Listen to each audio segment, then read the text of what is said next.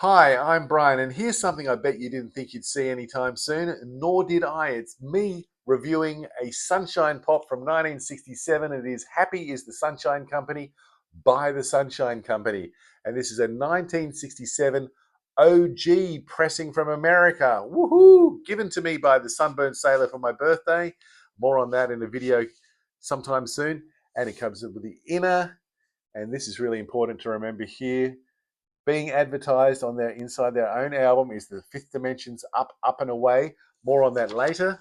And here is the label, and it's on the, I'm upside down there, of course, aren't I? And it's on the Imperial Records label. How good is that?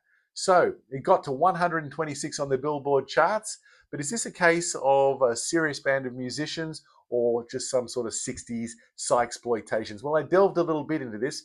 The band name came about because they were named after a band of crackers.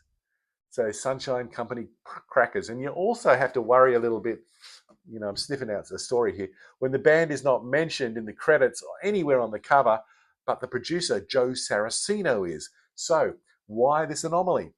I did a little bit of digging into Joe Saraceno and found out, according to Billboard, he's one of the top 100. I'm not even talking about the Sunshine Company, am I? He's one of the top 100 producers of all time. And he's had hits with amazing bands, but the one he's most known for is the theme tune to Hawaii 5-0 by the Ventures. And here's an interesting, go to Wikipedia, go onto the Ventures page with Hawaii 5-0 on it and click on Joe Saraceno's name, and it takes you back to the Ventures page. So the plot absolutely thickens here. Maybe Joe just wants to be remembered for this one thing. And I'm thinking, how can he be top 100 producer of all time? Well, the deal is, he's also listed in the production credits for the 2008 film about the Wrecking Crew. And then I'm thinking, oh my God, don't tell me that these lovely people don't play on their own album. I'd be devastated if I found out. That'd be like somebody telling me that Santa Claus never existed. And apparently Carol Kay and Jim Gordon do play a little bit on this album. Anyway, can we talk? I know that you wanted to know all about that, about Joe Saraceno. Maybe a little bit more on him coming a bit later. Remind me. But let's get on to the Sunshine Company. So they were a five-piece band, and they were fronted by Mary Manchester on vocals, Maury Manseau on guitar and keys, Larry Sims on bass, Merel Bregante on drums, and Doug Mark on lead guitar. And as I said, maybe some members of the Wrecking Crew were missing. So the question must be asked, is it any good? Is it worth picking up? I remember sort of picking this up way back in the day, probably for about $2, and thinking I'd found a psych masterpiece in the late 80s, early 90s. And there was one song, maybe two, maybe three, that I fell in love with. But does it still hold up? Does it still take me to that great place after all these years? Well, let's find out, eh?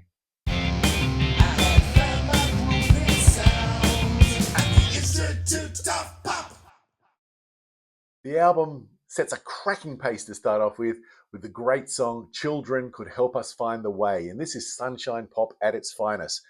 And I say that because of my encyclopedic knowledge of Sunshine Pop. But it's got things I want. It's got tambourine, it's got lots of melody, it's got strings, killer verse. Children seem to know there's a place to go when the grown-up world is closing in, closing in.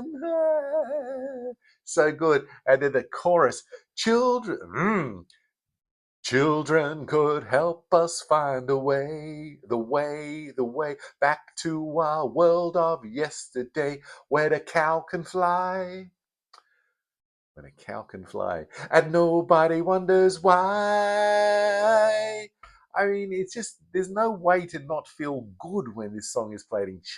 Children Can Help Us Find the Way. Two verses, 2.5 minutes, two choruses, and we're out of there. We're on a budget here, people. Time is money, money is time. Does that make any sense? But at least it rhymes. There we go. And then we move on to Up and Away. And remember, on their own record sleeve, company product promoting this by the fifth dimension. And the story here has got to be a terribly bad luck story, is that the Sunshine Company were going to record Up and Away and release it as a single, but Fifth Dimension got there first. And that's such a shame. And I've listened to the Fifth Dimension song and maybe version, and maybe it's because I love the Sunshine Company's version so much. I'm going, yeah. I know they had some great singers in that band, but gee, Sunshine Company did it well. And there's this just pops off the turntable and gets you really excited, and it turns that frown upside down. It does. But, listen to the way it potentially completely altered the impact of two bands, and certainly the Sunshine Company. If you're on YouTube and you go and look it up for Fifth Dimension, you'll see on their own website, Fifth Dimension YouTube channel, should I say, going to YouTube, Fifth Dimension's YouTube channel, and they've had something like 1.1 billion views of this song. Pop over to the Sunshine Company and search Up and Away by the Sunshine Company. You get the Psychedelic Groove channel. Good on you, Psychedelic Groove, for putting it out there. And they've had, remember, 1.1 million. They've had 11,000 hits on there. So there shouldn't be that disparity, and maybe this stood in the way of the Sunshine Company becoming absolutely brilliant and super successful. Anyway, those are the first two songs. Here's the third one, and it's I Need You by George Harrison, and that was released on Help, of course. And it is the gorgeous, the beautiful, bucolic, pastoral, wonderful sound of sweet vibrato lead guitar over your acoustic guitar, harpsichord and percussion. And I even think, correct me if I'm wrong, there's an oboe playing through here. It's so relaxing, so sweet, so adorable. And, it's something which is able to help me out of darkness and despair and lift me into the light. All those sorts of things. If only they had played this song at the Monterey Pop Festival. One wonders well, if only they played the Monterey Pop Festival and played this song at the Monterey Pop Festival. One can only dream of how big and successful they would have been. This is a true favorite of mine. I might be sounding like I'm not giving it its full credit. I adore this song. Played George Harrison's version the other day, or the Beatles version, and I like this one more. Next track up is Just Beyond Your Smile. And this one here is a prototype for perhaps a Johnny Bravo single. And you've heard that name before. Can you remember where you've heard it? A Johnny Bravo single. And of course, it's what the star that Greg Brady was going to turn into if he had listened to the record companies and changed his name from Greg Brady into Johnny Bravo. Unfortunately, or fortunately, Greg Brady was able to get on with his life, but Johnny Bravo died afterwards. Anyway, the Brady Bunch could have easily got into this song. When life is a stone drag, it won't hang me up anymore. I'm out of my own bag, and down doesn't know where to find me. For show. Well, what do you want? And then we move on to the next track, I Just Want to Be Your Friend. Now it's a little salsa and a little strings with your samba. That's the way it all puts together. And it's certainly, if you remember the movie The Party with Peter Sellers, they had a house band there, and it's certainly the sort of song I could really imagine them playing. But the chorus does have some wonderful harmonies, and that brings back the smiles. They can be my friend if they're going to sing like this. And that moves us on to the big one. So when I bought it back in the day, late early 80s, 90s, you get what I'm saying, I was listening to it and I wasn't really into it. I was a bit too much Joy Division, a little bit too much of Australian hard rock. But when 4 in the Morning came up to finish the first side, I was blown away, and this became a go-to psych song. The piano riff, that's pretty cool, but then comes in the fuzz guitar, and it's like a humming bee, a bumblebee. Is there such thing as a humblebee? It was a humblebee, and it was championing the psychedelic 60s, spreading its evil goodness all over this song. And we also get these beautiful hand claps as well. 4 in the morning and the water is pouring down. Yeah. And they accentuate the chorus or the verse. I think, I'm not even sure whether there isn't a verse. There is a verse and a chorus. Maybe this whole song is a chorus or a curse, don't even know. But we get the fuzz guitar solo. It's way down in the mix, but it's still there. You got to go looking for it, but it's worth it. And there are super vibes all throughout the song. It's absolutely freaky cool. And the lyrics, well, here's another clue which makes me suspect that the guys didn't have too much control over this, because there ain't no summer of love here from the guy who wrote the lyrics, I think, Robin Romali. Joe, with his knees and his legs all bandaged up, came asking for some money, and all they had was a buck, watching a cockroach crawling around an old bean can. He said, when your baby leaves, ain't it tough to be a man? Suppose it is. Well, it is, but what the hell? But then the plot thickens even further because Robin Ramali, thinking dismissing this just some doofus, he was involved with writing songs for the Young Bloods, and he was in the Holy Modal Rounders. My God, there's a bit of coalescing of energies here. So what in the hell's going on? It gets more interesting as we go over to side 2. We've got "Warm in My Heart," which opens this, and on the Brady Bunch scale, I'd say this is more like the Partridge Family, perhaps. I could get David Cassidy singing it, and I could even hear Dionne Warwick having a crack on it. But consider this: what do "Warm in My Heart," the theme from The Greatest American Hero, Hill Street Blues, Van Halen, and who else am I missing? And the Rockford Files.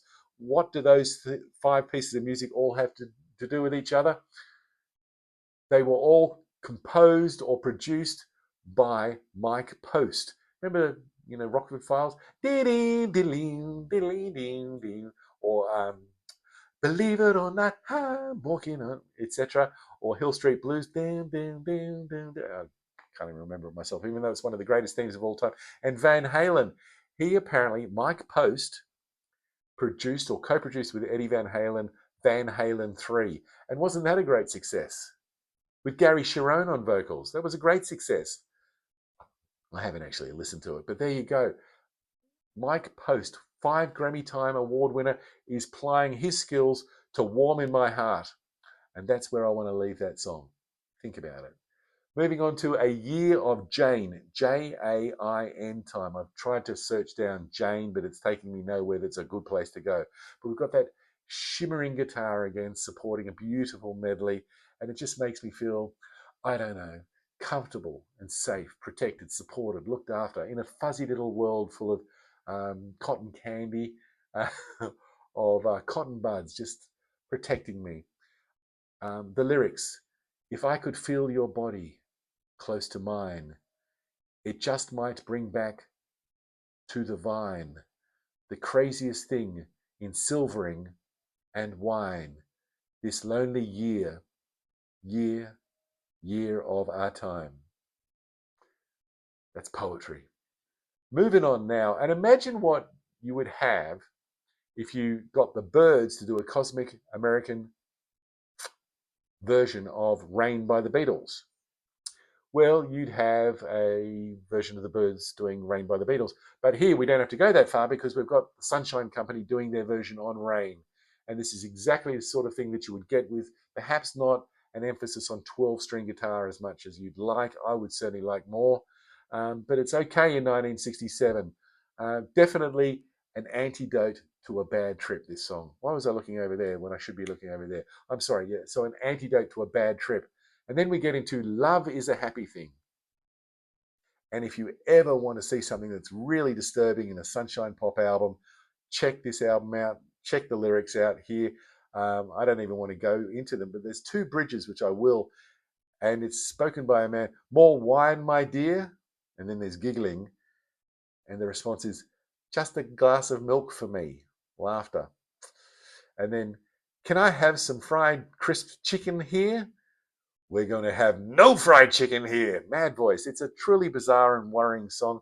I can't do it in any depth or detail or serve it the way it should be served because I'm worried about being taken off YouTube. Maybe that's just my mind, but have a read. It's Then we get on to "Back on the Street Again." And this is the second single off the album, and it's the biggest single. And I was quite hoping that this was a version of the Billy Thorpe song that he did on, is it "Pick Me Up and Play Me Loud"? I think so. But by Trevor Lawrence and Gabe Meckler. But alas, no. And I'm starting to get a little bit bored with side 2. I'm starting to get too much sugar, and that's not really a good place to be when the big hit's coming up. It's very much in the Mamas and the Papas territory, but it's a piece of filler, I reckon. And it's fatigue. It's fatigue. I didn't put on my Sunshine Company sunscreen to ward off the sun's rays, and I'm getting burnt by this album now. what can you do? Well, let's go on to Happy, which is the first single.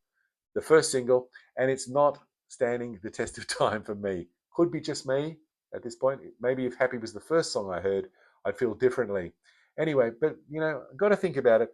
If I was driving down a highway on the west coast of America and I was a convertible and the wind was blowing through my hair and the sun was pouring down on me and I had my best friend or my best girl or my best girlfriend or my best friend that's a girl, if I had them sitting next to me and this came on the radio, I would change the channel. Can't help it. Anyway, so that's my review of Happy is the Sunshine Company by the Sunshine Company. But wait, there's more. See, I've been doing a little bit more deep diving into this person we know as Joe Saraceno, and I found a article on Richie Unterberger's homepage, I think, where he did a review of the best of the Sunshine Company, and he was able to list some of the bands that Joe had produced to get him into that top 100 Billboard producers of all time. And I didn't recognize any of them. There was like the Frogmen, the Marquettes with two T's. Whoa, how psychedelic, man. It's all blurry. Marquettes and the Routers, which I thought was a particularly noisy name for a band. Was it pronounced the Rooters? Don't know. Anyway, there was an interview with Joe Saraceno, and he said that he found them to be the most talented group I've ever worked with or seen. Now, on the track record here, maybe it was the most talented group that you ever worked with, but seen? Joe, if you could talk to me from heaven or wherever you are, I'd really like to be able to talk about it. But he did say that they got really screwed. And, as we talk about Up and Away, that it could be absolutely true. So we've got Sunshine Company. In all honesty, in all fairness, I think side one of this is fantastic.